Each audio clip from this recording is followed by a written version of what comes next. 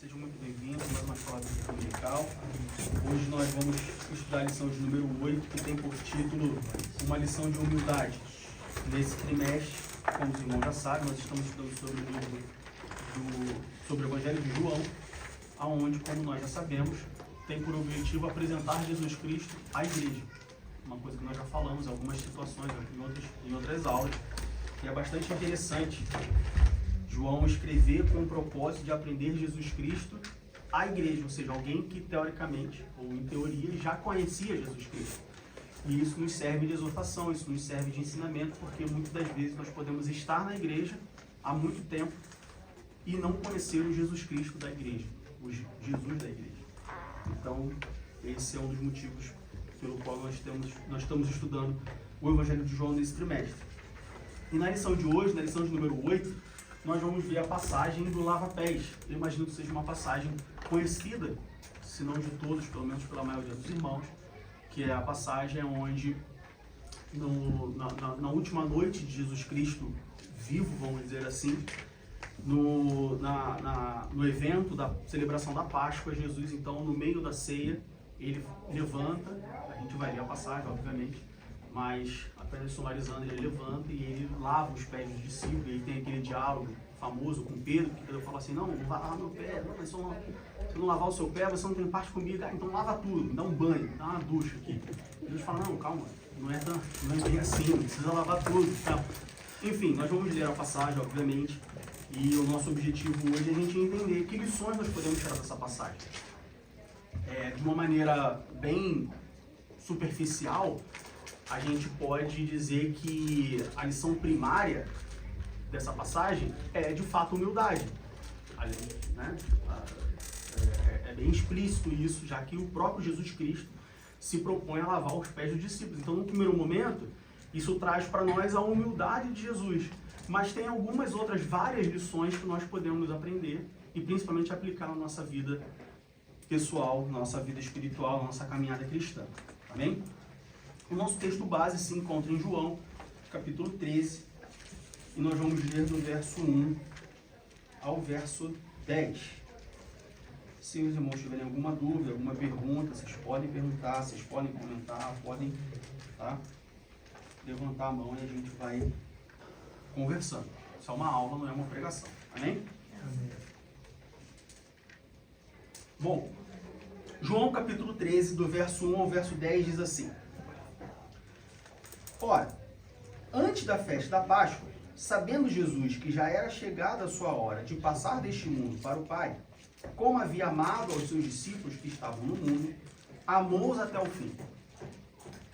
E acabada a ceia, tendo já o diabo posto no coração de Judas Iscariotes, filho de Simão, que o traísse, Jesus, sabendo que o Pai tinha depositado nas suas mãos todas as coisas, e que havia saído de Deus, e que ia para Deus, levantou-se da ceia, tirou as vestes e, tomando uma toalha, cingiu-se.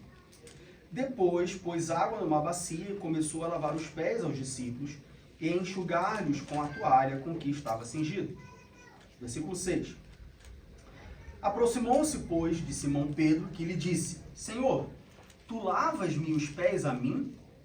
Respondeu Jesus e disse: O que eu faço não sabes tu agora, mas tu o saberás depois. Disse-lhe Pedro: Nunca me lavarás os pés. Respondeu-lhe Jesus: Se eu te não lavar, não tens parte comigo. Disse-lhe Simão Pedro: Senhor, não só os meus pés, mas também as mãos e a cabeça. Disse-lhe Jesus: Aquele que está lavado não necessita de lavar senão os pés, pois no mais todo está limpo. Ora, vós estáis limpos, mas não todos. Bom, contextualizando essa passagem, como eu disse, aqui era a época da Páscoa, era a celebração da Páscoa. Jesus, então, ele reúne seus discípulos, e aí a gente tem outros evangelhos. Aliás, essa passagem do lava-pés, ela só acontece em João, não que ela só acontece em João, mas ela só é relatada pelo Evangelho de João. Mas se a gente pegar as passagens paralelas, ou seja, Mateus, Marcos, Lucas, a gente vai conseguir ter uma noção do que estava acontecendo ali, de como foi a sequência de eventos, vamos assim dizer. Então, Jesus, ele chama os discípulos, ele, olha, procura uma casa que a gente vai até tal lugar, não sei o que, escolhe a casa, entra na casa, começa a celebração da Páscoa, né, a celebração da ceia. E no meio da celebração da ceia, Jesus, então, ele se levanta da mesa, e aí a Bíblia fala, aqui no versículo 4, diz que levantou-se da ceia, tirou as vestes e tomando uma toalha cingiu-se. E aí a gente precisa explicar isso. Porque senão, algum irmão, alguma irmã que não tem conhecimento bíblico vai falar que Jesus então lavou os pés do discípulo nu, pelado.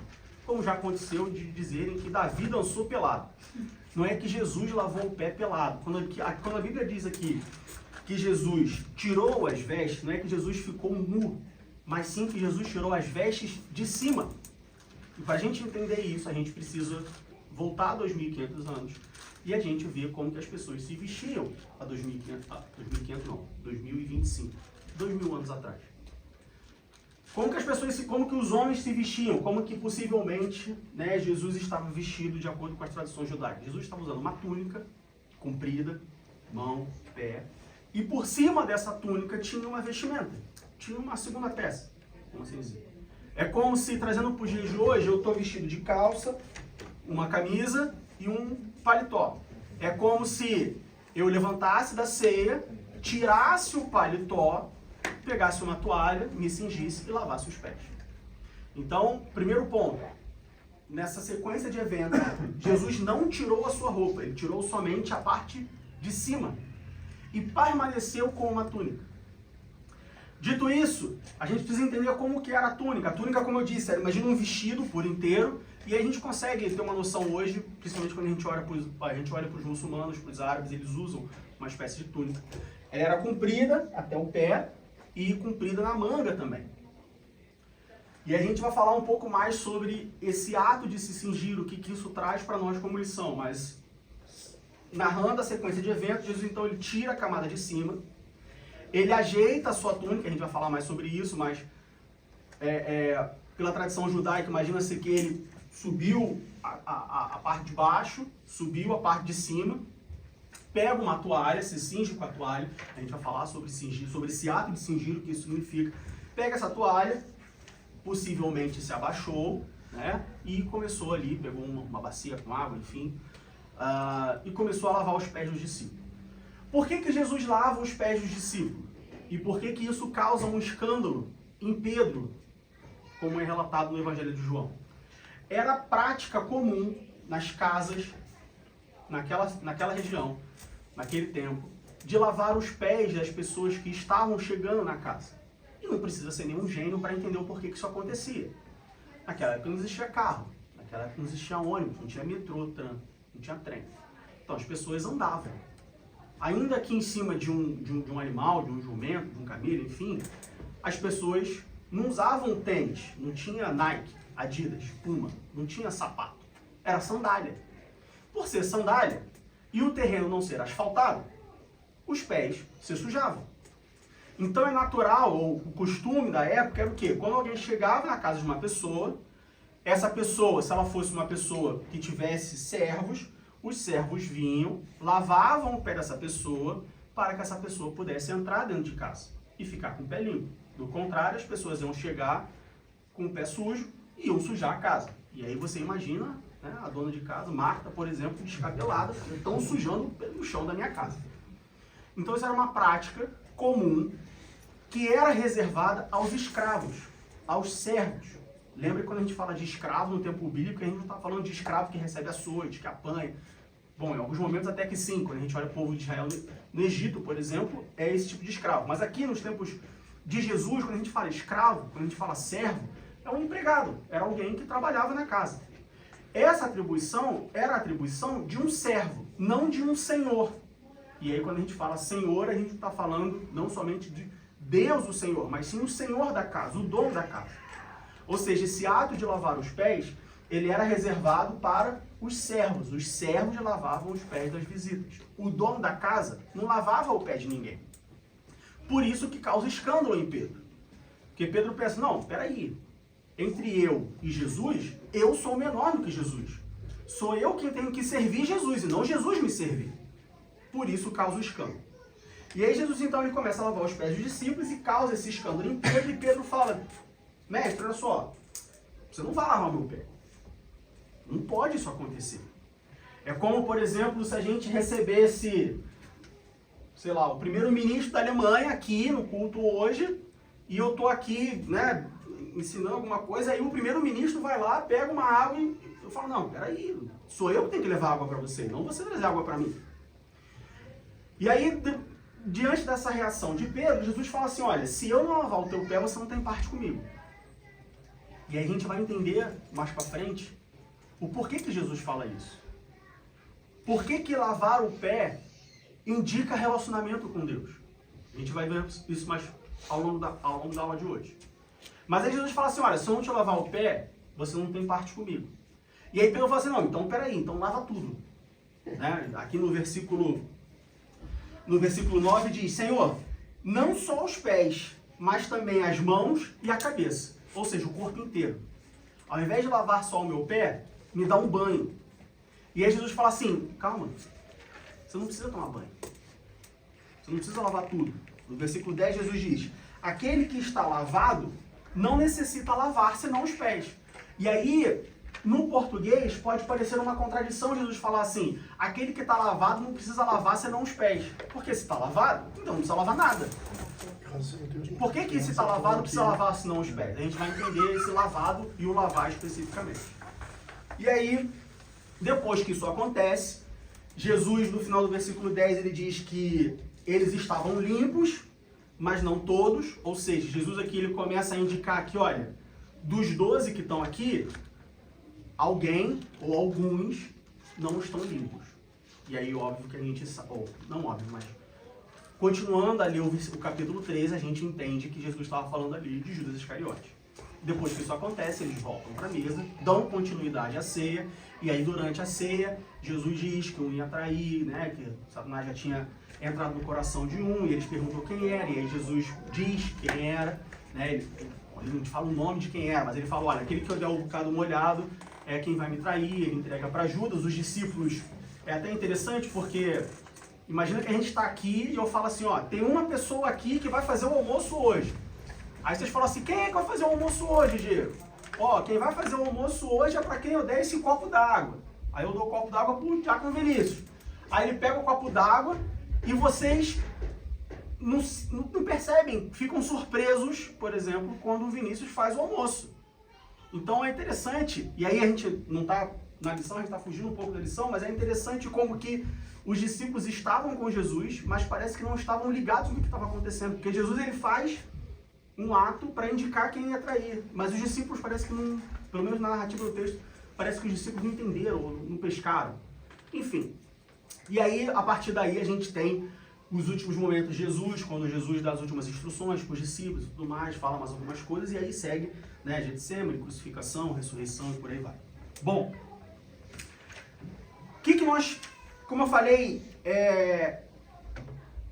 primeiro a gente vai ver a nível macro, tipo, lições principais que a gente tira, que eu imagino que a maioria de nós já conhecemos ou já ouvimos de alguma forma, e depois a gente vai do versículo 1 ao versículo 10, olhando minuciosamente alguns detalhes que muitas das vezes nós passamos despercebidos, não só nesse texto, mas quando a gente lê qualquer outro texto da Bíblia. Bom, a primeira coisa macro, assim, ou de destaque que a gente pode tirar é o fato de Jesus, o próprio Deus, o Filho de Deus, ter se colocado à disposição de servir os seus discípulos. O que isso nos ensina? O que nós podemos aprender com isso? De novo, objetivo macro, assim, as coisas que mais se destacam. Nós vemos a humildade de Jesus, sem sombra de dúvida, e como nós vemos a humildade de Jesus, e nós vemos que como cristãos nós devemos fazer o que Jesus fez, logo isso serve para nós como uma lição de humildade. Ou seja, um servo de Deus, uma pessoa que diz que é cristã, ela não pode ser soberba. Ela não pode ser arrogante. Porque Jesus não era soberbo nem arrogante. Então, um servo de Deus, uma pessoa que fala, olha, eu sou cristão, ela precisa ser humilde. Essa é a primeira coisa. É uma das características de um cristão, humildade. Ah, mas eu conheço um cristão que não é humilde. Bom, a gente pode, né, navegar por esse assunto primeiro. O que é ele, o que sou eu. Né? É o famoso, seu nome não é todo mundo. Eu cresci com minha mãe falando isso. Mãe, posso ir pra festa? Não, mas todo mundo vai. Seu nome não é todo mundo. Conheço um cristão que não é humilde. Tá, o seu nome não é todo mundo. Se ele não é humilde, você seja humilde. É uma característica. Faz parte da identidade do cristão. Se você pegar pessoas arrogantes, pessoas soberbas, pessoas que não são humildes, essas pessoas não vão ser reconhecidas como cristão. Isso é muito fácil de você testar essa hipótese. É só você pegar as pessoas que publicamente ou que notoriamente são arrogantes, são soberbas, que têm esse comportamento. Agora, a gente precisa ter a maturidade, ter o discernimento de conseguir identificar esse comportamento. Porque às vezes a gente diz que a pessoa é arrogante, ou a gente acha que a pessoa é soberba, mas na verdade nós somos arrogantes e soberbos que colocamos a nossa característica refletida no outro. Então a gente precisa ter essa maturidade, esse discernimento. Mas o fato é que quando você pega uma pessoa que comprovadamente é arrogante, é soberba, é incompatível com o caráter cristão. Se essa pessoa por acaso se declarar como cristã, provavelmente quando ela fala, não, eu sou cristão, isso vai gerar um certo escândalo, uma surpresa. Você é cristão? Como assim? Então, o primeiro grande ensinamento que nós temos aqui é: humildade é uma característica do cristão. Ou humildade faz parte da identidade do cristão. Diga. Fora que isso deve ser até mesmo uma vergonha, né? Que você dizer que é cristão e a pessoa se assombra e se assusta. Você é cristão? Você é cristã? Sim. Isso deve ser bem vergonhoso e frustrante. Pra quem ouve até, isso, né? Pra quem ouve isso, né? Caramba, eu não dei a mostrar Ou que pelo eu menos sou deveria cristão. ser, né? É. Mas do jeito que, né, os cristãos, entre aspas, de hoje estão, eu não ficaria surpreso se o fato de alguém reconhecer a soberba num cristão isso ser motivo de orgulho. E ensoberbecer mais ainda. Segunda coisa, por que Jesus faz isso? Porque ele queria ser humilde, porque ele queria demonstrar, ensinar humildade para os seus discípulos. E tem um motivo pelo qual Jesus queria. Claro que, bom, nós já sabemos que tudo que Deus faz, por consequência, Jesus tem um propósito. E nós vamos ver diversas lições que nós podemos tirar desse ato. Mas um dos motivos, ou um dos motivos pelo qual Jesus fez isso é porque já estava rolando uma discussão entre os discípulos sobre quem seria o maior no reino de Deus. E aí os discípulos estavam achando que, como Jesus era o reino de Deus seria terrestre. E eles já estavam discutindo sobre... Lembra de uma passagem onde os discípulos perguntam para Jesus quem era o maior? E eles começam, né, a discutir entre si sobre quem era o maior no reino de Deus. Então já tinha tido essa discussão. Então Jesus ele quer mostrar ali para os discípulos sobre a humildade. Mas isso também nos mostra que Jesus não se preocupou com que o ato que ele fizesse mudasse quem ele era. Vou explicar. Jesus sabia que ele era o Filho de Deus. Jesus sabia que não importa o que acontecesse, não importa o que ele fizesse, isso não ia diminuir a posição dele como Filho de Deus. Então o fato de Jesus tirar a sua veste, que a gente já explicou que Jesus não estava nu, ele apenas tirou a veste de cima. Jesus sabia que o fato dele tirar a veste e lavar os pés dos discípulos não ia mudar quem ele era.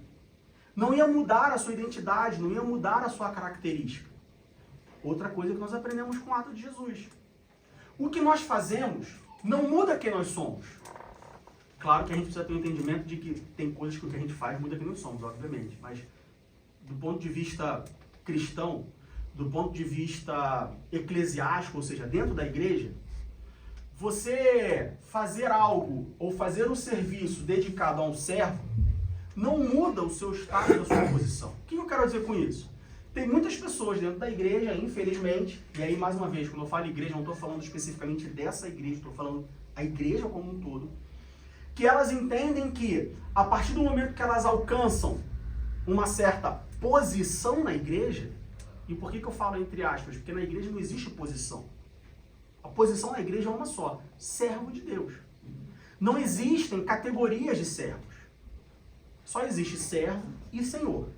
Se você não é senhor, então você é servo. Se você não é servo, então você é senhor. Dentro do corpo da igreja, é uma lógica binária, ou seja, 1 ou 0. Ou é ou não é. Então, na igreja, não existe categorias de servo. Existe servo e existe senhor. Senhor só pode ser um, Deus, o dono da igreja, né? E o resto é servo. Então, infelizmente, existem muitas pessoas dentro da igreja que entendem que porque elas alcançaram uma certa posição, ou porque elas têm mais tempo de igreja, ou porque elas começaram a igreja, ou porque elas cederam o terreno para fundar a igreja, ou porque elas pagam a conta da igreja, elas não podem fazer certos serviços na igreja.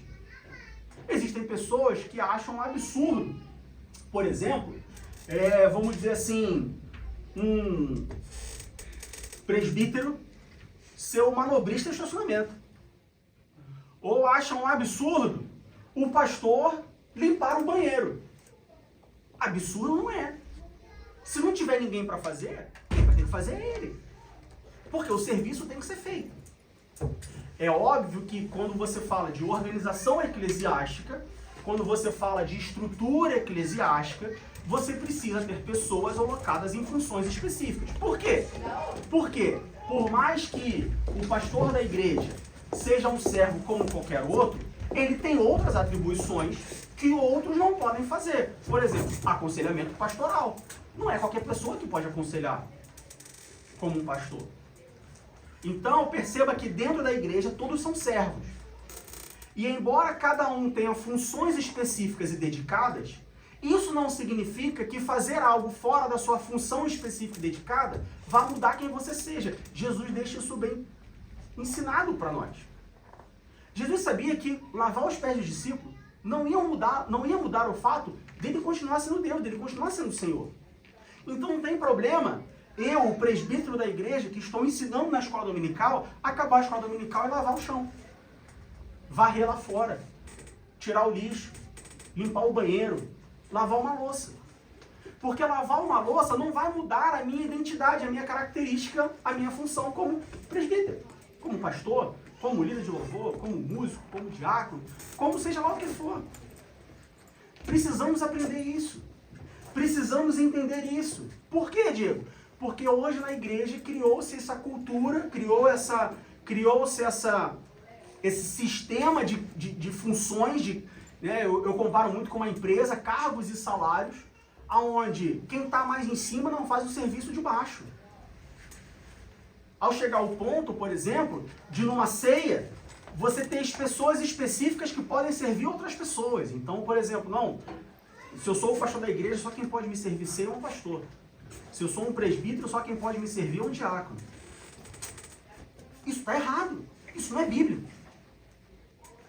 É claro que, se você está numa igreja grande, com 5.000 pessoas, 400 metros quadrados, você não vai querer que uma pessoa saia do fundo para servir aqui na frente. Por isso que tem pessoas separadas por áreas.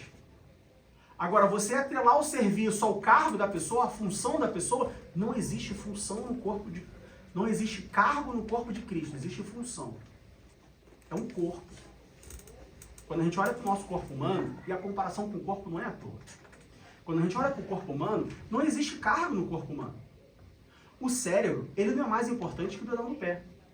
Ele apenas tem funções diferentes.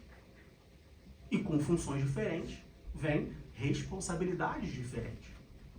Você pode, né, com uma perda mínima, arrancar o dedão do pé. Se você arrancar o cérebro, parou tudo. Se você arrancar o coração, parou tudo. Mas não significa que cortar o dedão do pé você não serve para nada. A gente tem em alguns órgãos, em algumas coisas, a gente tem essa impressão errada de que não serve para nada, pode arrancar. Não, se não servisse para nada, não estava ali. Você já parou para pensar nisso? Que nem, por exemplo, cirurgia de vesícula. Não, tirou a vesícula. Não, mas não serve para nada. Não, serve para alguma coisa. O apêndice. Mas não serve para nada. Não, alguma coisa, alguma função tem. Senão eu não colocava lá. Alguma função tem. Eu costumo dizer que até o umbigo tem função. É para ficar cutucando quando está sem fazer nada. Alguma função tem. No corpo da igreja, todos têm uma função, com responsabilidades diferentes. Mas não é um cargo. E o trabalho exercido não muda quem nós somos. Pelo contrário, nos qualifica.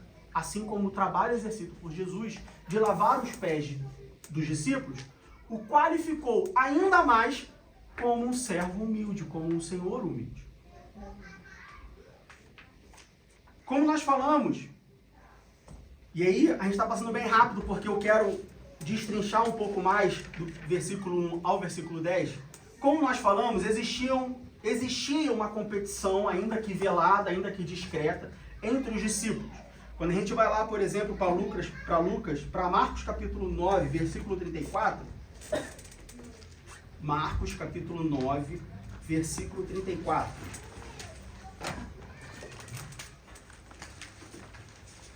Diz assim, vamos para o versículo 33. 33 e 34. No versículo 33 diz assim, e chegou a Cafarnaum, Jesus Cristo, e entrando em casa perguntou para os discípulos, que estáveis vós discutindo pelo caminho? É interessante como que Jesus ele faz umas perguntas retóricas, ele sabe a resposta, ele era Jesus, ele sabia a resposta.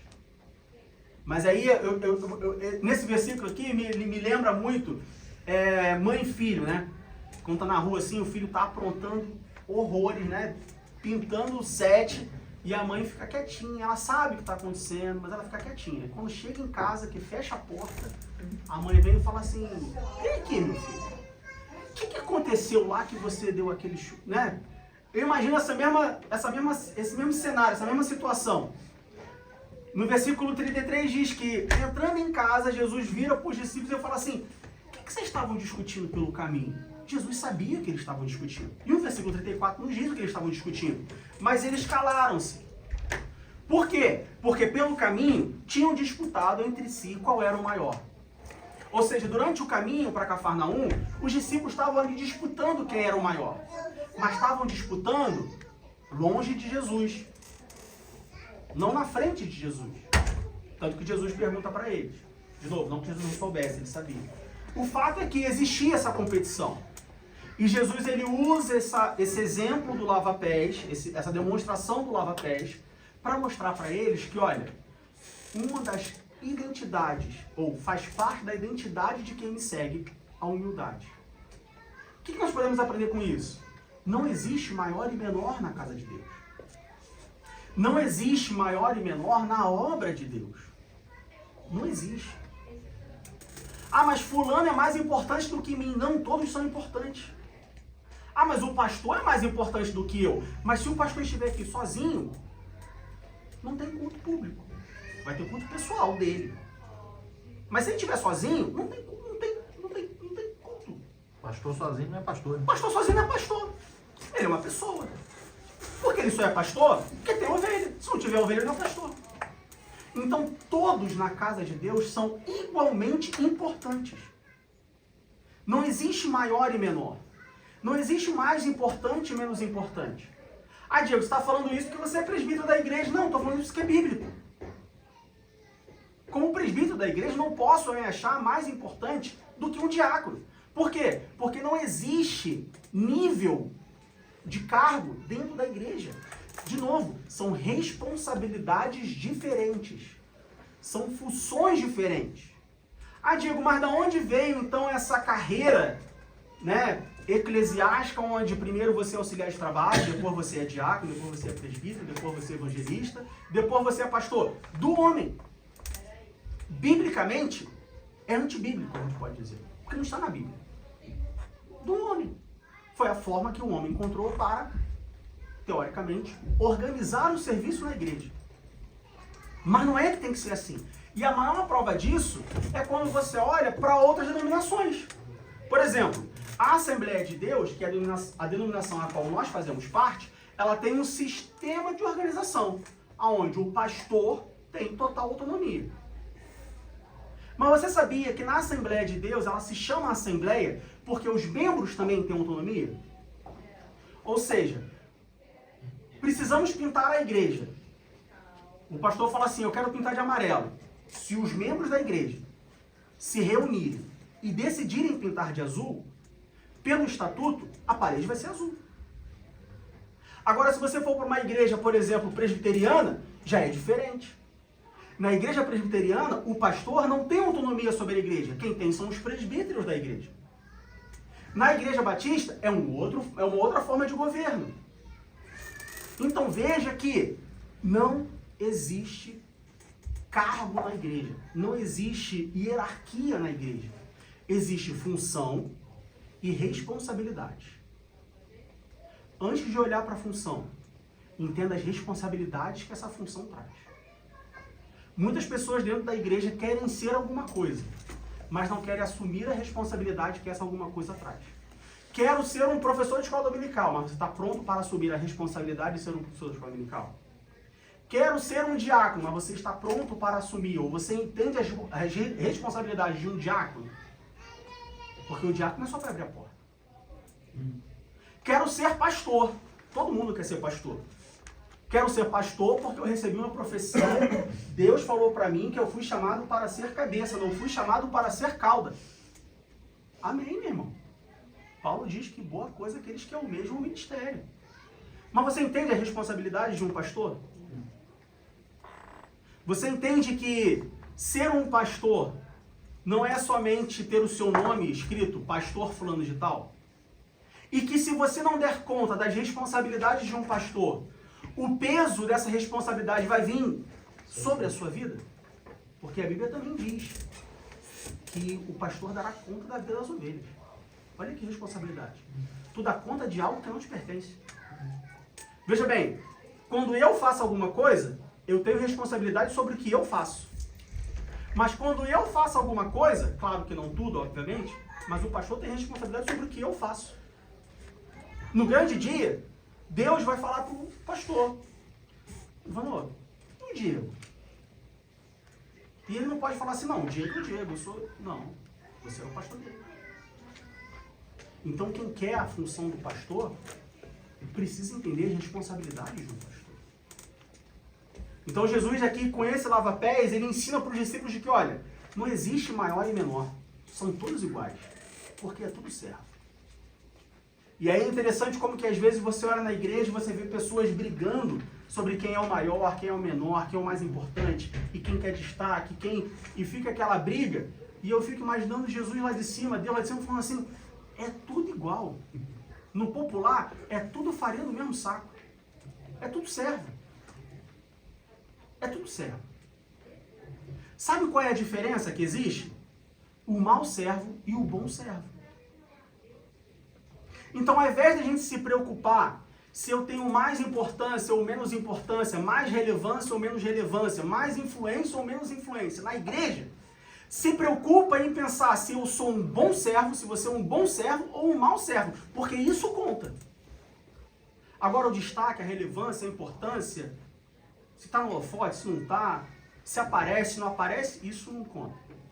Quando chegar no grande dia, Deus não vai puxar a lista do Diego e falar assim: não, Diego, você apareceu, você foi no púlpito 3 vezes, você apareceu no céu onde... Não. Ele vai puxar a lista e falar assim: você foi bom ou mau servo.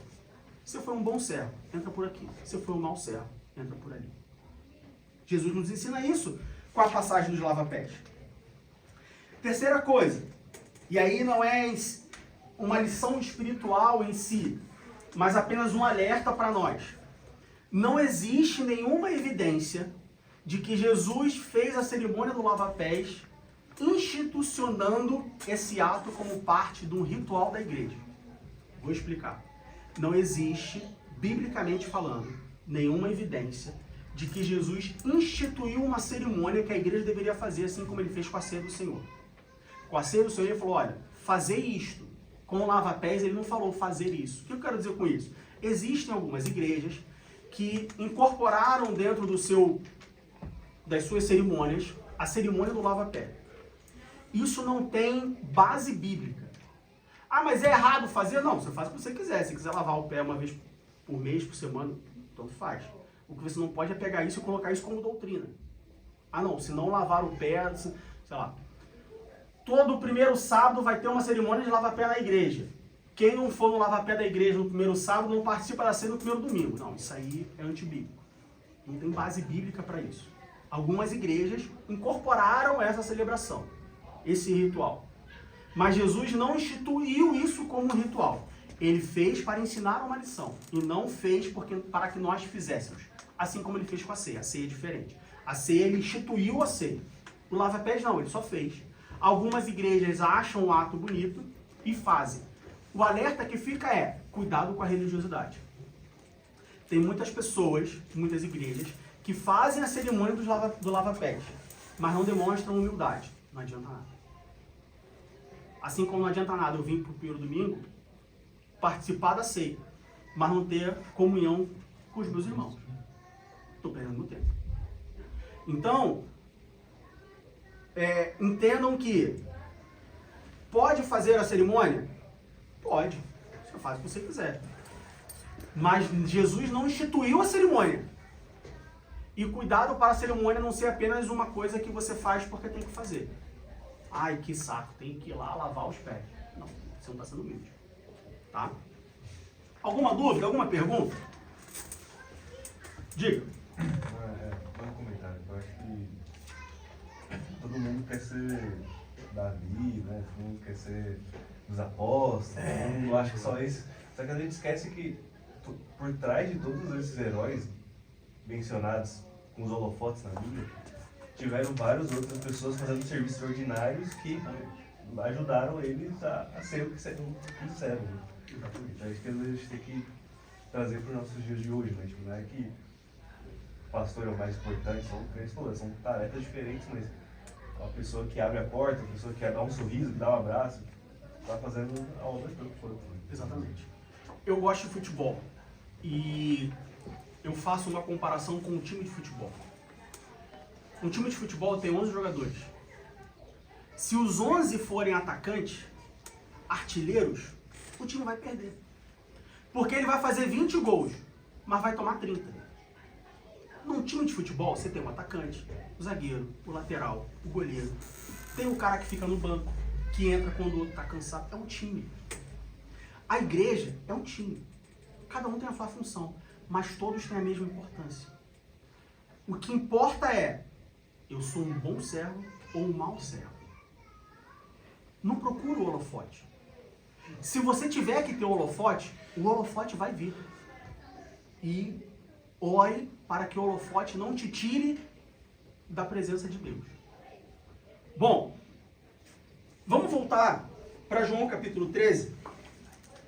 E vamos, como eu falei, a gente tem a lição, os objetivos principais, assim, coisas que se destacam, mas no texto de João capítulo 13, do versículo 1 ao versículo 10, tem coisinhas pequenas que muitas vezes a gente passa por elas e a gente não se dá conta do que nós acabamos de ler e que ensinamentos traz para a nossa vida. No versículo 1 diz assim, ora, antes da festa da Páscoa, sabendo Jesus que já era chegada a sua hora de passar deste mundo para o Pai, ou seja, Jesus sabia que tinha chegado a hora dele, né? Ao contrário de outras passagens que nós já estudamos ao longo desse trimestre, onde Jesus não foi para Jerusalém, foi para outro lugar, porque ele sabia que não era a hora. Aqui não, aqui Jesus sabia que, olha, é agora, chegou a hora, essa é a minha última noite. Era chegada a sua hora de passar deste mundo para o Pai, como havia amado os seus que estavam no mundo, amou-os até o fim. Repara que o verbo aqui inclui todos aqueles que estavam ali. E, por consequência, todo mundo. O que eu quero dizer com isso? Jesus sabia que no meio deles tinha um traidor. Tanto que Jesus revela isso mais para frente. Mas mesmo assim, João diz, amou-os até o fim. Isso serve de consolo para nós. Jesus nos ama até o fim. O que isso significa? Significa que mesmo sabendo que Judas era o traidor, Jesus continua amando Judas.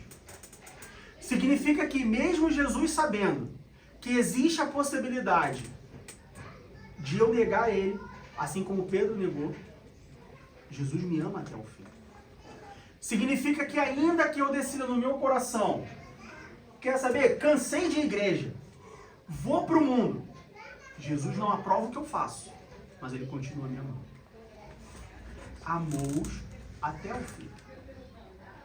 Como cristãos, como alguém que segue a Cristo e deveria ter como objetivo primário fazer o que Jesus fez, nós devemos amar até o fim. Ah, mas eu não sou Jesus.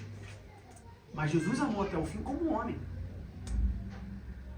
Então, como homem, nós também devemos amar até o fim. E o que significa amar até o fim? Não desista. Não desista de você, não desista de quem está próximo de você, não desista por quem você está intercedendo. Ah, mas eu oro por essa pessoa há 30 anos. Ame até o fim. Ora 31, 32, 33, 34. Enquanto você estiver vivo, ore por essa pessoa. Ah, mas eu estou cansado. Jesus também devia estar cansado. No entanto, João 13:1 diz: amou-os até o fim. Do início ao fim. O que nós aprendemos com isso? Na caminhada cristã não tem espaço para desistência.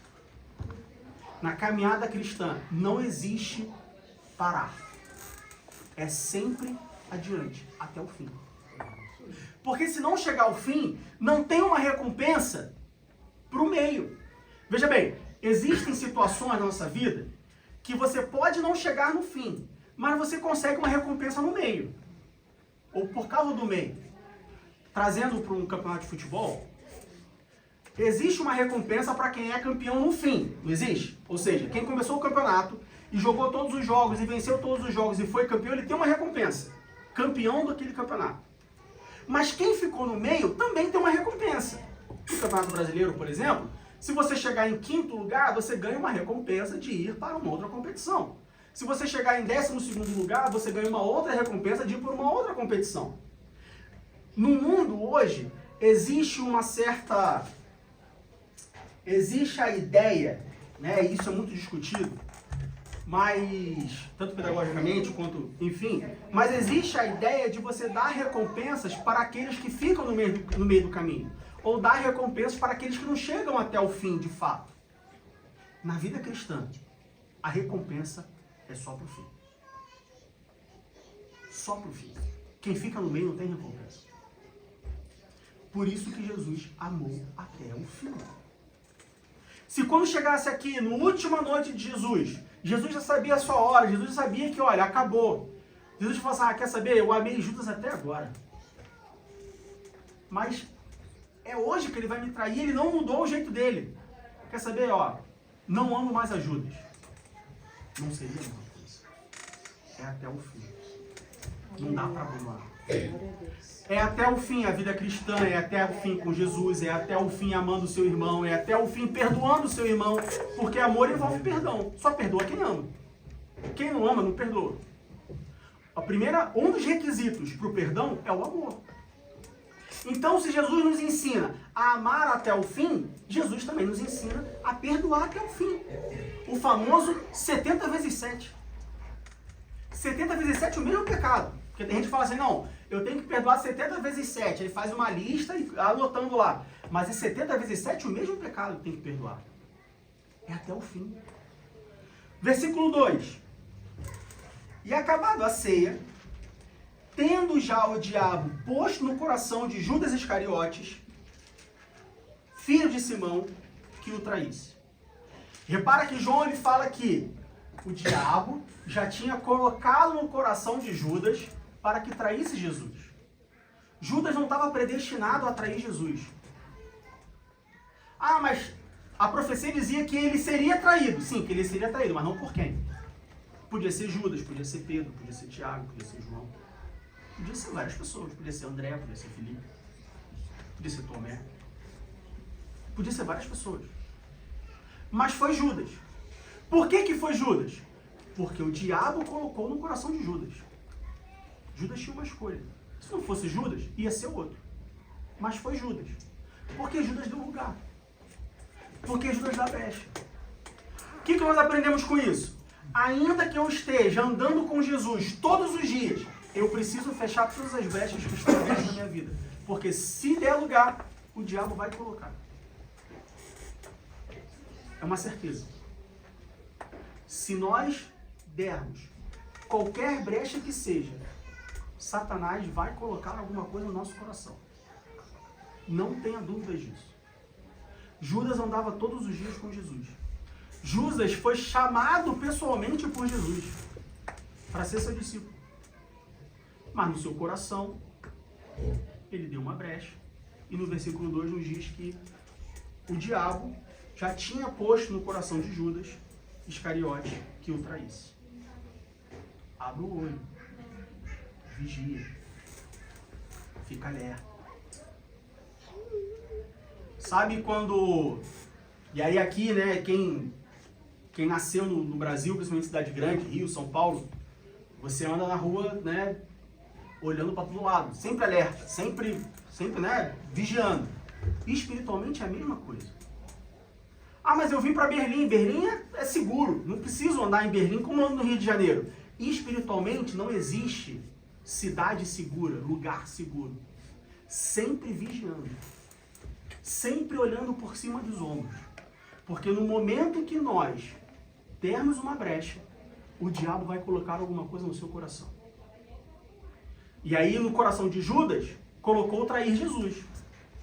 E no meu coração, Diego? No meu coração pode ser fazer uma fofoca do meu irmão. No meu coração pode ser começar uma rebelião com o meu pastor.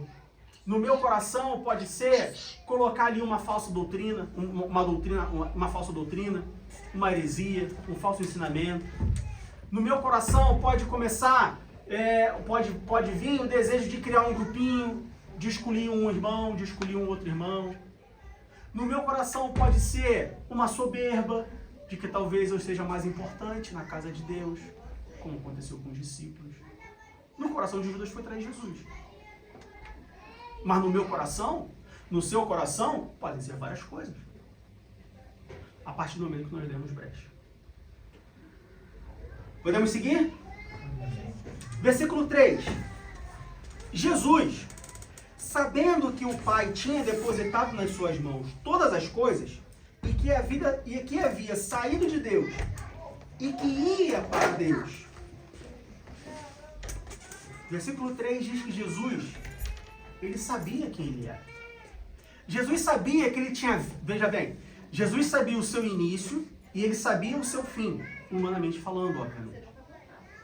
Jesus, sabendo que o Pai tinha depositado nas suas mãos todas as coisas. Então Jesus sabia que o Pai já tinha dado para ele todas as coisas.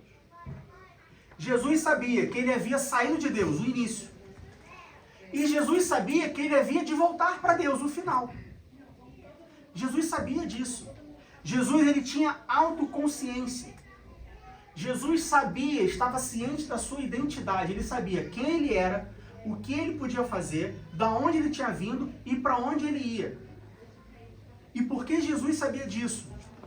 Ele sabia que servir os discípulos lavando os pés fazia parte de quem ele era. Mas não ia mudar quem ele era. A pergunta que fica para nós é: eu sei quem eu sou? E eu não estou falando eu, Diego. Eu estou falando eu, servo. Na casa de Deus, na vida espiritual, como membro da família de Deus, você sabe quem você é? Você sabe o que você faz? Você sabe de onde você veio? Ou seja, você sabe quem você era antes de se tornar um filho de Deus? Você sabe para onde você vai? Muitas pessoas falham na vida cristã porque elas não sabem quem elas são. Estão aí, pararam na igreja e vamos lá, vamos ver o que dá. Muitas pessoas falham na vida cristã porque elas não sabem o que elas podem fazer. Jesus sabia, no versículo 3 diz assim: sabendo que o Pai tinha depositado nas suas mãos todas as coisas. Então Jesus sabia que ele podia fazer todas as coisas, ele tinha recebido isso do Pai. Muitas pessoas falham na vida cristã, na caminhada cristã, porque elas não sabem o que elas podem fazer. Aí fica desesperada. Estou com um problema, como é que eu faço? Mãe, ora, fala com Deus. Pede ajuda aos irmãos. É o que você pode fazer, não é?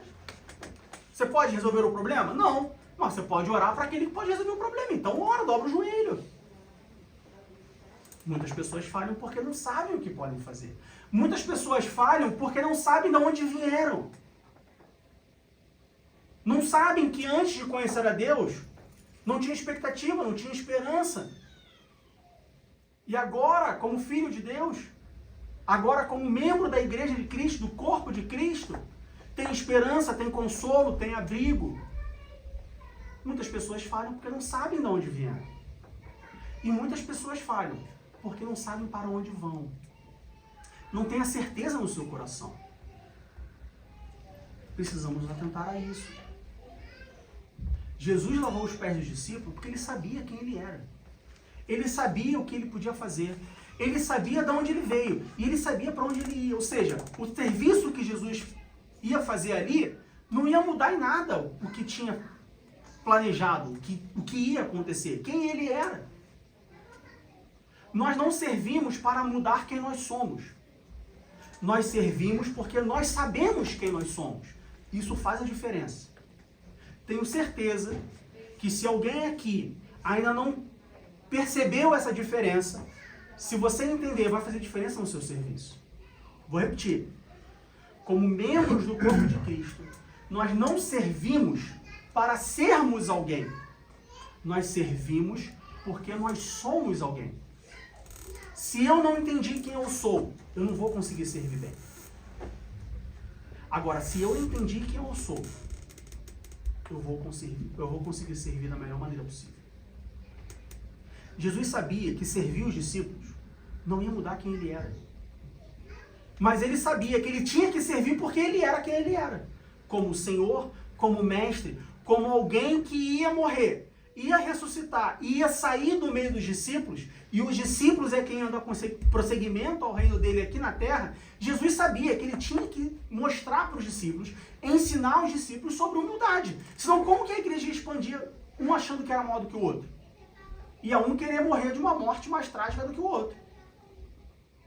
Então Jesus sabia que, porque ele sabia quem ele era, ele tinha que servir da forma que ele serviu. Alguma dúvida, alguma pergunta?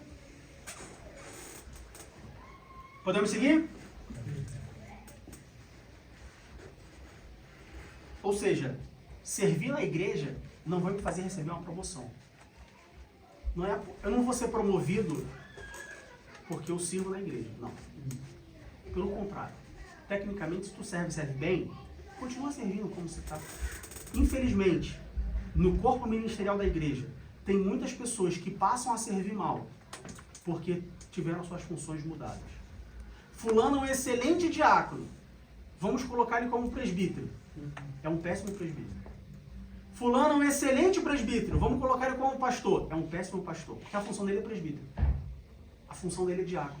A função dele é evangelista. A função dele não é pastor. Versículo 4.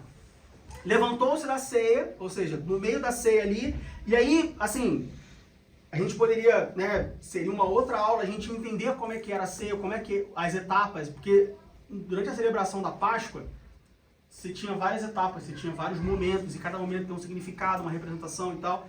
Não é o nosso assunto de hoje. Levantou-se da ceia, e aí nós temos 3 atos de Jesus que nós podemos... 2 atos de Jesus que nós podemos prestar atenção e extrair um ensinamento para a nossa vida. Levantou-se da ceia, tirou as vestes, mais uma vez, Jesus não serviu nu, Jesus tirou a veste de cima. Tirou as vestes e, tomando uma toalha, cingiu-se. Quais são os 2 atos que nós podemos aprender alguma coisa, ou pelo menos 2 atos que nós podemos aprender alguma coisa no versículo 4? Primeiro, tirou as suas vestes. Quando Jesus tira as suas vestes, Jesus ele demonstra e nos ensina algumas coisas. Humildade, de fato. Mas Jesus também nos mostra que nós temos que estar preparados e disponíveis a deixar de ser quem nós achamos que somos para servir na obra. A gente pode comparar isso como, por exemplo, imagina que você tem um juiz federal que está num carro, dirigindo o carro. E aí esse juiz federal, ele está de terno, ele está de toga, ele está produzido, fantasiado de juiz. E ele está dirigindo esse carro numa estrada, sozinho, e o pneu fura. E agora ele precisa trocar o pneu do carro.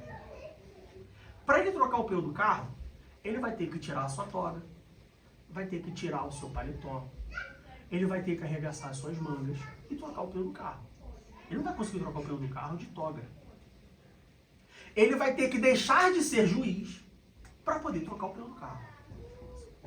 Quando Jesus ele tira as suas vestes, ele está falando assim, olha, para servir, para fazer o que eu tenho que fazer, eu estou disposto a tirar as minhas vestes e fazer o que eu tenho que fazer.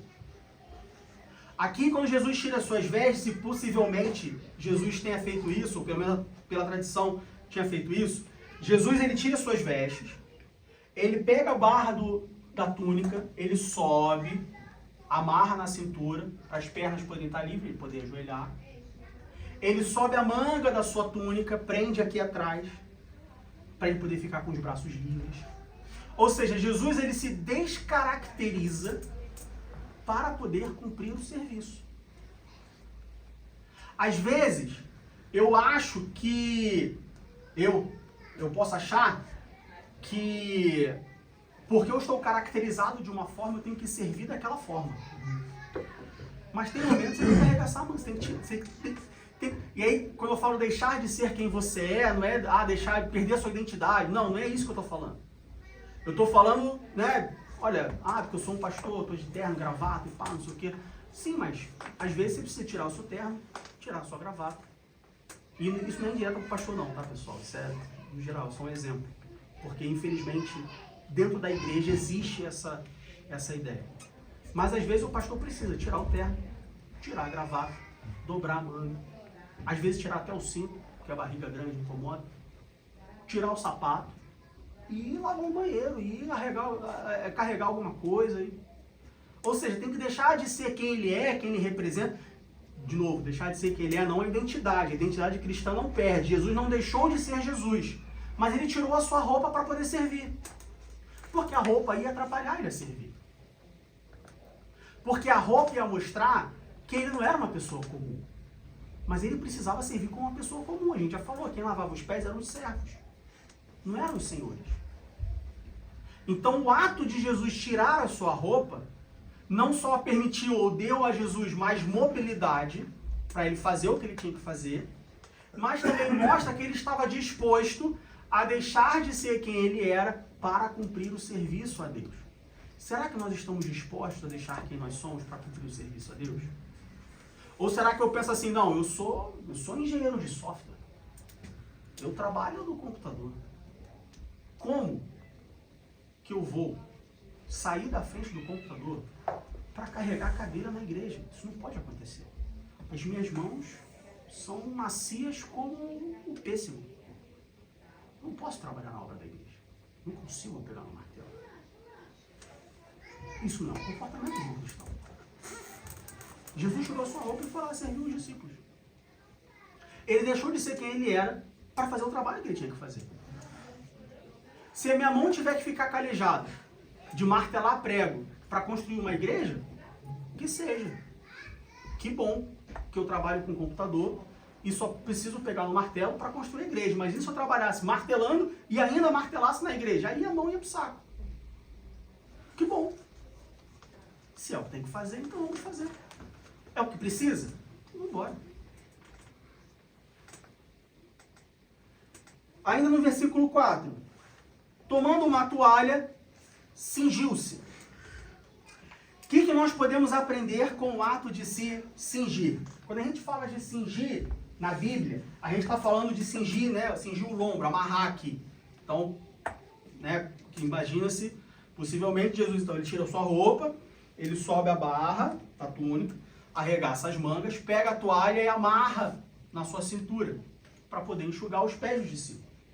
Quando a Bíblia fala de cingir-se, nós temos duas aplicações. Primeiro, toda vez que a Bíblia fala sobre cingir, ela fala sobre cingir o lombo, cingir a cintura. Por quê? Primeiro, cingir, está rodeado, todos os lados. A proteção, o cuidado, a vigília, tem que ser de todos os lados.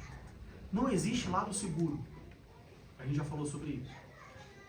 Quando a Bíblia fala sobre cingir o lombo, por que o lombo e não as coxas? Por que o lombo e não a barriga? Por que o lombo e não o peito? Porque o lombo essa parte aqui, e nós temos 2 profissionais da área, até mais, é o core do ser humano, do corpo humano. É o balanço. Se essa parte sua aqui estiver forte, muscularmente, você vai conseguir, você vai ter, e aí eles podem falar muito melhor do que eu, mas você vai ter um aproveitamento melhor. Então, por isso que a Bíblia fala sobre cingir o lombo. Porque cingir a perna, preparar as pernas, ela pode te levar muito longe, mas talvez a parte de cima não vai aguentar. Cingir a parte de cima, ela pode talvez ter um efeito, mas aí as pernas podem não aguentar. Por isso que cinge o lombo. Espiritualmente falando, o ensinamento aqui é estar preparado de todos os lados, no meio, no centro. Um cristão tem que ser balanceado. Um cristão tem que ser temperado. Um cristão não pode ser mais para cima ou mais para baixo. Mais para a direita ou mais para a esquerda. Tem que estar no centro. É no centro da vontade de Deus. É no centro do caminho. Veja que todas as vezes que a Bíblia dá a posição geográfica, ou dá posições de referência para um cristão, é sempre no centro. A Bíblia nunca fala no canto. A Bíblia nunca fala na direita. A Bíblia nunca fala do lado. É sempre no centro. Quando ela fala do lado é quando são 2. Aí ela do lado. Um do lado do outro. Né? A Eva foi tirada da costela de Adão, do lado. Mas quando é um indivíduo, é sempre no centro. Repara só. Então Jesus ele se cinge. Quando ele se cinge, primeiro, nos lombos, rodeado, cercado. Segundo, no meio, no core. E o que esse cingido significa? Todas as vezes que a Bíblia fala sobre se cingir, e a gente já entendeu que isso é no meio, isso significa que, se cingindo no meio, nós estamos com pernas e braços livres para fazer o que precisamos fazer. Todas as vezes que a Bíblia fala sobre cingir os lombos, a Bíblia está falando sobre estar preparado, sobre estar pronto. Veja que quando a Bíblia fala sobre cingir, ela fala sobre cingir porque pode acontecer ou porque vai acontecer alguma coisa. Quando Deus, antes da batalha, falava, olha, cinge. Olha, se prepara. Esteja preparado. O que nós aprendemos com isso em relação ao serviço cristão? Muitas pessoas acham ou esperam receber um chamado ou receber um serviço para se aprontar para servir. A Bíblia nos ensina que nós temos que estar sempre cingidos, prontos, preparados. Ah, mas eu vou ficar preparado para quê se eu não faço nada? Talvez você não faça nada porque não está preparado. Então se prepara, fica pronto. Pastor, olha só, estou pronto. Mas estar pronto não é só falar que está pronto. Tem que estar cingido. Tem que estar de fato pronto. Depois que você estiver pronto, a gente conversa. Porque tem horas, meus irmãos, tem momentos, e aí existe essa máxima, infelizmente, dentro da igreja, que Deus ele não chama os capacitados, mas ele capacita os chamados. Tá? Isso não existe na Bíblia em lugar nenhum. Tá bom? Tem horas que dá para capacitar antes de fazer. Mas tem hora que o trabalho é tão urgente que não tem tempo para capacitar não, meu irmão. Só vai quem está pronto. Você lembra das 10 virgens? 5 estavam prontas. 5 não estavam. Quando o noivo veio, só entrou as 5 prontas. Por isso que nós, como cristãos, nós como servos, precisamos estar sempre cingidos, prontos, preparados para o que acontecer. Preparado para servir, preparado para qualquer coisa. Mas preparado para quê, meu irmão? Preparado. Aqui na Europa agora tá, né, esses rumores de guerra e Rússia, não sei o que, e papapá. E eu conheço algumas pessoas e ouço bastante, ouço de outras pessoas que muitas pessoas estão preparadas para uma eventual guerra, para uma eventual invasão russa, né? Tem os drones e a OTAN, enfim. E aí, se você for ver como essas pessoas se preparam, eu já tive a curiosidade, elas se preparam com tudo, assim. Eles têm água, têm comida, têm dinheiro, faca e tem lanterna, e aí a lanterna é uma lanterna assim, é uma lanterna especial que dura mais tempo. Assim, a preparação que eles fazem para uma eventual guerra é uma preparação, e obviamente que aqui na Alemanha eles já têm experiência nisso, não só na Alemanha, mas na Europa já tem experiência nisso, mas eles se preparam de um jeito que, olha, independente do que acontecer, ou esperando-se as diferentes possibilidades e variações do que aconteça, a pessoa está preparada. É um ensinamento para nós como cristãos. Porque às vezes eu como cristão, eu como servo, eu quero me preparar para uma tarefa específica. Mas quem me garante que eu vou servir naquela tarefa específica? Vou dar um exemplo.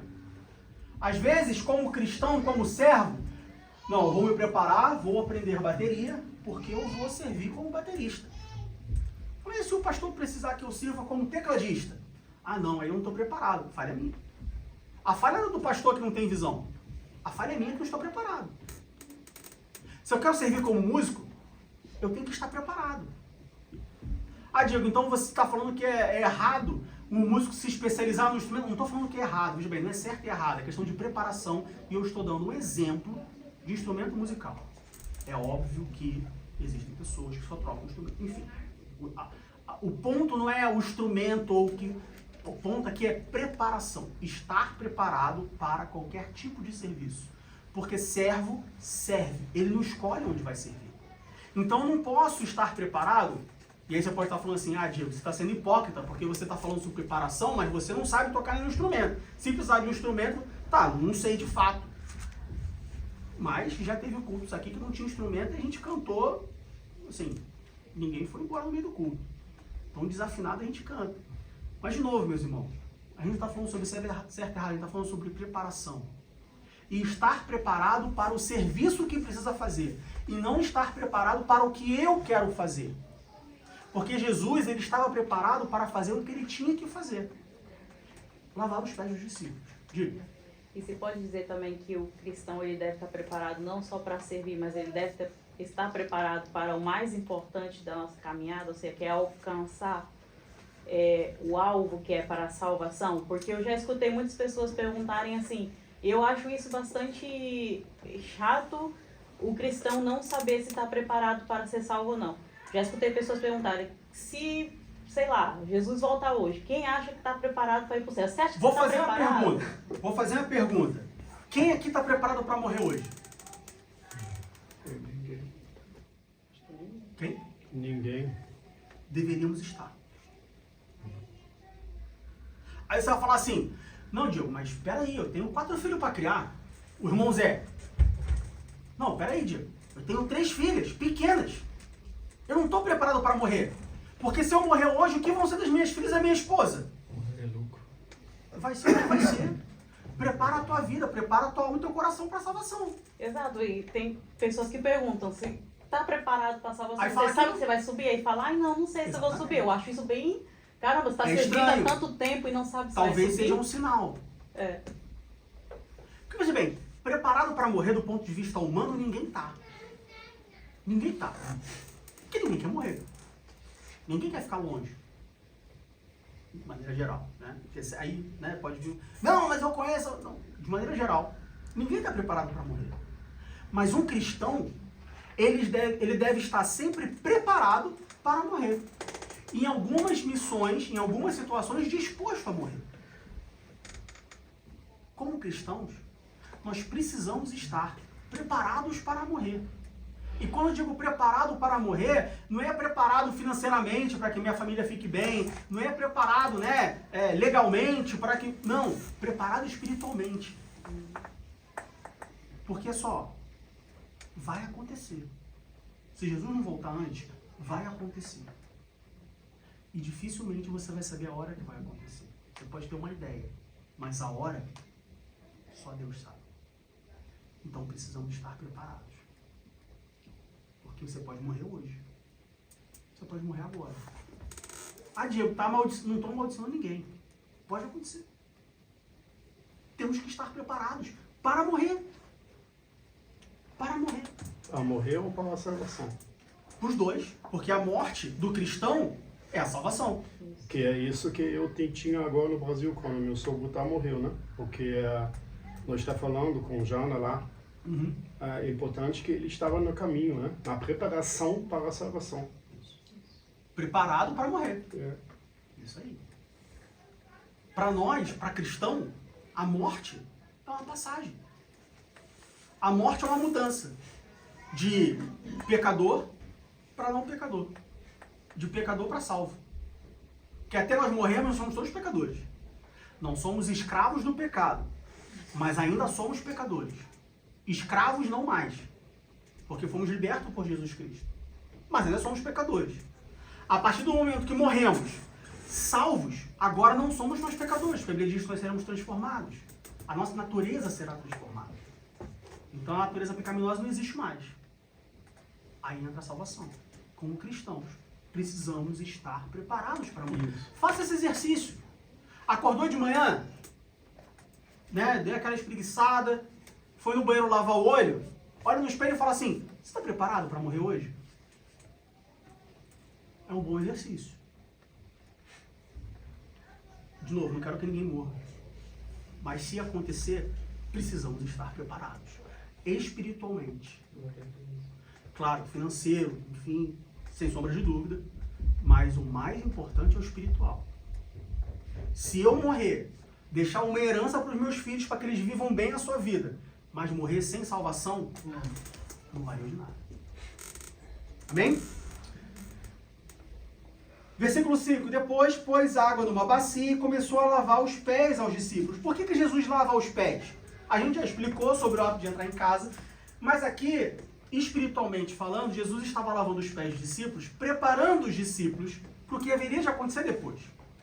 Preparando os discípulos para o caminho que eles precisavam andar. E espiritualmente falando aqui, Jesus lavou os pés dos discípulos porque ele sabia, como a gente já leu, que tinha chegado a hora dele, que ele ia morrer, que ele ia ressuscitar, que ele ia passar um tempo na terra, mas que depois ele ia subir. E que os discípulos iam tocar a obra, os discípulos iam dar continuidade da obra. Então Jesus, ele lava os pés dos discípulos, preparando os discípulos. E mais na frente a gente vai falar uma palavrinha que vai fazer com que tudo isso faça sentido. Seguindo adiante, versículo 7. Aí, versículo 6, né? Jesus, ele tem aquele diálogo. Pedro fala para Jesus: tu lavas os pés a mim, ou seja, Pedro se ofende com isso. E no versículo 7 diz assim: respondeu Jesus e disse-lhe: o que eu faço não o sabes tu agora, mas tu o saberás depois. E aqui, o que nós aprendemos é o seguinte: Pedro, na hora, não entendia nada que estava acontecendo. Então Jesus fala: olha, o que eu estou fazendo, tu não entende agora, mas tu vai entender depois. O que nós aprendemos com isso? Durante a nossa vida cristã, a nossa caminhada cristã, tem momentos que a gente não entende o que está acontecendo. Mas isso não é motivo para a gente parar de fazer o que está fazendo. Eu não entendo por que eu vim parar aqui. Continua, meu. Uma hora tu vai entender. Eu não entendo por que isso aconteceu. Continua. Uma hora tu vai entender. A maturidade espiritual, ou maturidade espiritual, é também confiar sem entender. Pedro não entendia. E porque ele não entendia, ele não confiou no que Jesus ia fazer.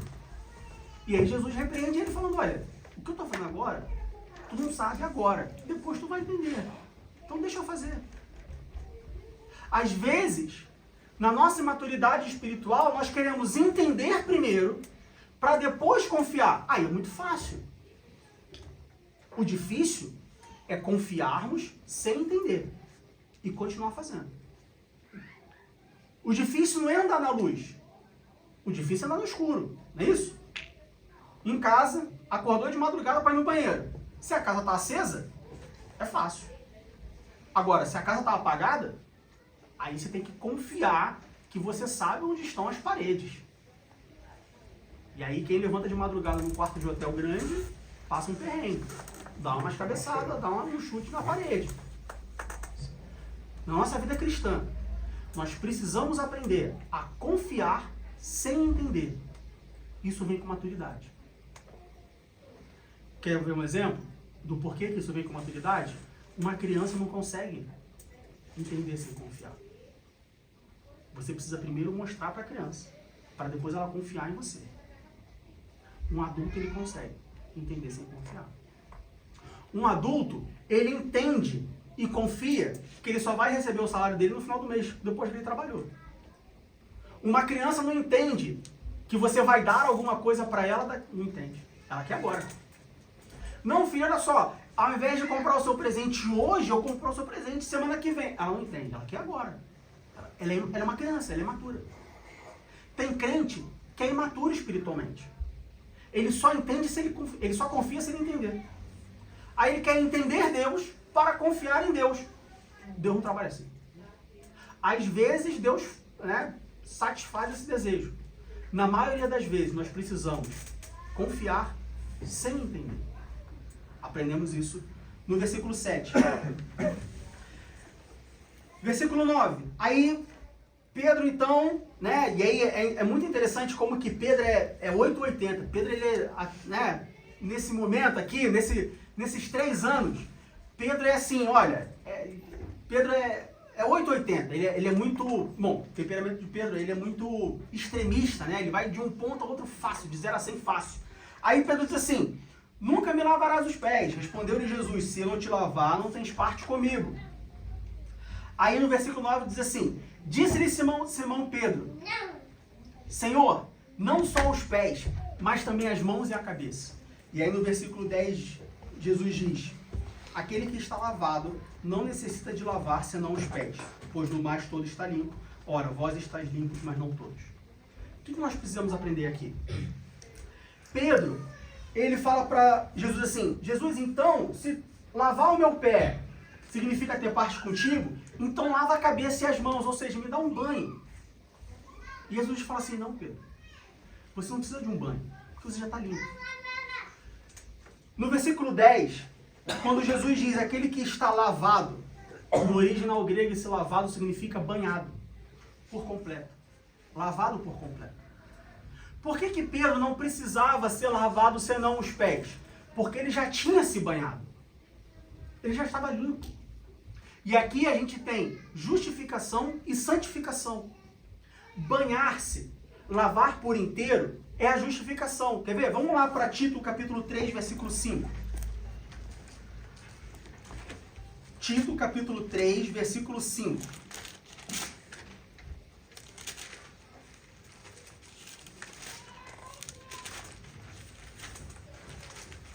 Tito, capítulo 3, versículo 5 diz assim, não pelas obras de justiça que houvéssemos feito, mas segundo a sua misericórdia, nos salvou pelo quê? Pela lavagem da regeneração e da renovação do Espírito Santo. Tito 3,5, lavagem é banho, completo, lavar tudo. É igual criança quando chega da rua. Lava tudo. Bucha, escovinha, shampoo, sabonete, lava tudo.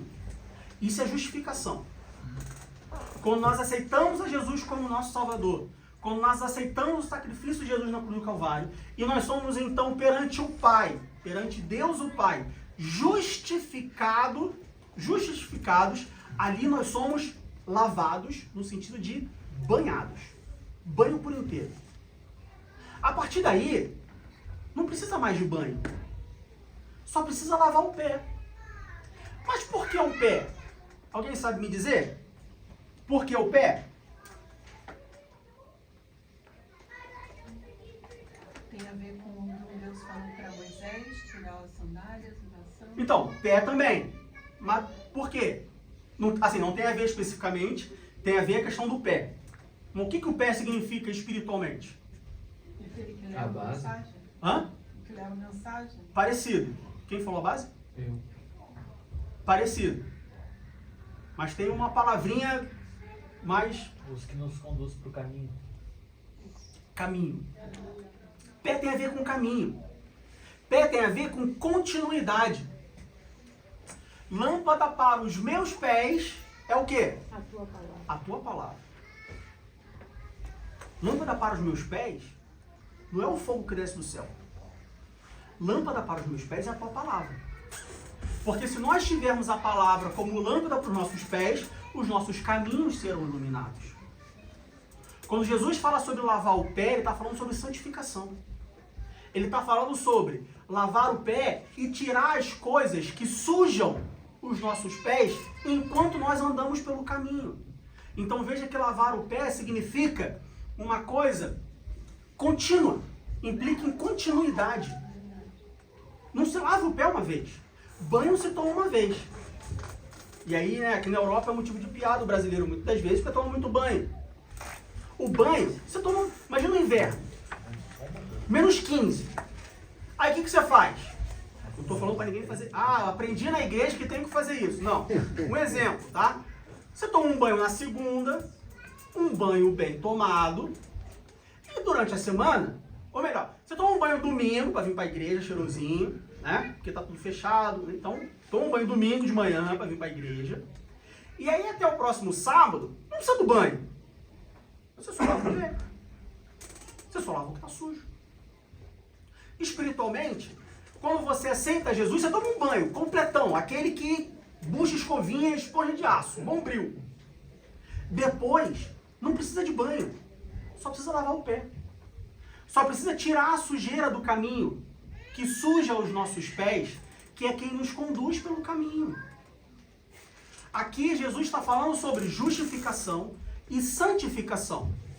Jesus queria santificar os discípulos para o caminho que viria após a sua ressurreição e a sua ascensão aos céus. E Pedro queria uma nova justificação. Não existe nova justificação. O que você quer é a santificação.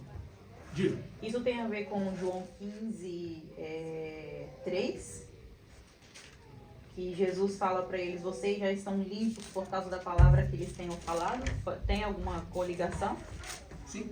Já que lâmpada para os nossos pés é a Sim. tua palavra, e aqui eles estão limpos pela palavra que Jesus já tinha falado a eles. Sim, exatamente. Exatamente. Exatamente. Tanto que no versículo 10, Jesus diz assim: aquele que está lavado, ou seja, aquele que está banhado, aquele que está justificado, não necessita de lavar senão os pés. Ou seja, aquele que já está justificado só precisa de santificação. Pois no mais todo está limpo. Ponto. Ora, vós estáis limpos, mas não todos. Porque tinha Judas. Judas estava sujo, mas os outros já tinham se banhado. Só precisava de santificação. O que nós aprendemos aqui? Precisamos lavar os pés todos os dias. E aí eu não estou falando de lavar o pé no banho, tá? A propósito, só para brincar com consciência, eu tomo banho todos os dias, pelo menos um, tá bom? Inclusive no inverno. Precisamos lavar os pés todos os dias. Porque todos os dias, quando saímos de casa, os pés vão se sujar.